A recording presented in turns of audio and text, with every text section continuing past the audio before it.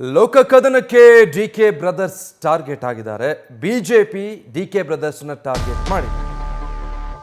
ಬೆಂಗಳೂರು ಗ್ರಾಮಾಂತರ ಬಿಜೆಪಿ ಅಭ್ಯರ್ಥಿ ಡಾಕ್ಟರ್ ಮಂಜುನಾಥ್ಗೆ ಮತ ಹಾಕುವಂತೆ ಮನವಿ ಮಾಡಿದ್ದಾರೆ ಪ್ರಧಾನಿ ನರೇಂದ್ರ ಮೋದಿ.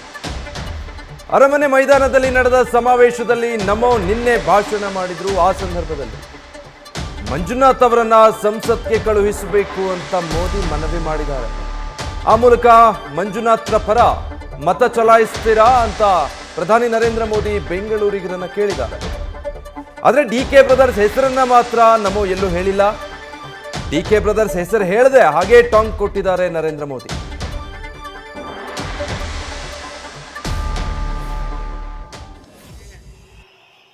छब्बीस अप्रैल को बेंगलुरु नॉर्थ से शोभा जी, बेंगलुरु रूरल से doctor CN Manjunath, Bengaluru central से पीसी मोहन और बेंगलुरु साउथ से युवा साथी भाई तेजस्वी सूर्या को भारी मतों से विजयी बनाना है.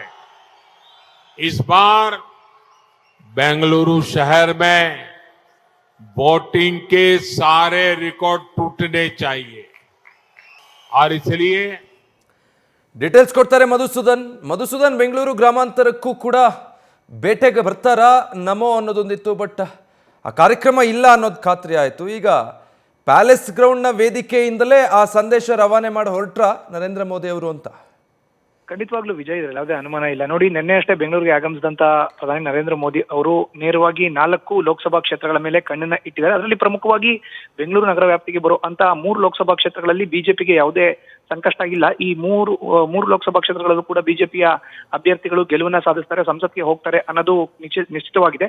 ಇನ್ನು ಬೆಂಗಳೂರು ಗ್ರಾಮಾಂತರ ವಿಚಾರಕ್ಕೆ ಸಂಬಂಧಪಟ್ಟಂದ್ರೆ ನೆಕ್ ಟು ನೆಕ್ ಫೈಟ್, ಅಂದ್ರೆ ಡಿಕೆ ಸುರೇಶ್ ಎದುರಾಳಿಯಾಗಿರುವಂತಹ ಡಾಕ್ಟರ್ ಸಿ ಎನ್ ಮಂಜುನಾಥ್ರನ್ನ ಗೆಲ್ಲಿಸ್ಕೊಡ್ತೀರಾ, ನೀವು ಗೆಲ್ಲಿಸ್ಕೊಡ್ಬೇಕು, ಅವ್ರನ್ನ ಸಂಸತ್ಗೆ ಕಳಿಸ್ಬೇಕು ಅನ್ನೋ ಒಂದು ವಿಚಾರವನ್ನ ನೇರವಾಗಿ ಪ್ರಧಾನಿ ನರೇಂದ್ರ ಮೋದಿ ಅವರು ನಿನ್ನೆಯ ಒಂದು ವೇದಿಕೆಯಲ್ಲಿ ಮಾಡಿರೋ ಅಂತದನ್ನ ಕಾಣಬಹುದು. ಈ ಮೂಲಕ ಡಿಕೆ ಬ್ರದರ್ಸ್ ನ ಹೆಸರನ್ನ ಉಲ್ಲೇಖ ಮಾಡದೆ ನೇರವಾಗಿ ಅವ್ರನ್ನ ಟಾರ್ಗೆಟ್ ಮಾಡಿ ಈ ಮೂಲಕ ನಮ್ಮ ಅಭ್ಯರ್ಥಿಗಳು ಸಂಸತ್ಗೆ ಬರಬೇಕು, ನೀವು ಅವ್ರನ್ನ ಆಯ್ಕೆ ಮಾಡಿ ಕಳಿಸ್ಬೇಕು ಅನ್ನೋ ಒಂದು ಮಾತನ್ನ ಖುದ್ದು ಪ್ರಧಾನಿ ನರೇಂದ್ರ ಮೋದಿ ಅವರು ಆಡಿದ್ದಾರೆ. ಈ ಮೂಲಕ ವಿಚಾರ ಸಂದೇಶ ಏನ್ ರವಾನೆ ಆಗಿದೆ ಬೆಂಗಳೂರು ಗ್ರಾಮಾಂತರ ಲೋಕಸಭಾ ಕ್ಷೇತ್ರಕ್ಕೆ ಅಂತ ಹೇಳಿದ್ರೆ, ನೇರವಾಗಿ ಡಾಕ್ಟರ್ ಸಿ ಎನ್ ಮಂಜುನಾಥ್ ಏನು NDA ಅಭ್ಯರ್ಥಿ ಇದ್ದಾರೆ, ಬಿಜೆಪಿಯ ಅಭ್ಯರ್ಥಿಯಾಗಿ ನಾಮಪತ್ರವನ್ನ ಸಲ್ಲಿಕೆ ಮಾಡಿದ್ದಾರೆ, ಅವರು ಈ ಬಾರಿ ಸಂಸತ್ತನ್ನ ಪ್ರವೇಶ ಮಾಡಬೇಕು, ಡಿಕೆ ಸುರೇಶ್ನ ಸೋಲಿಸಬೇಕು ಅನ್ನೋ ಒಂದು ಸಂದೇಶವನ್ನ ನೇರವಾಗಿ ಪ್ರಧಾನಿ ನರೇಂದ್ರ ಮೋದಿ ಕೊಟ್ಟಿರುವಂತದ್ದು. Vijay, thank you Madhusudan.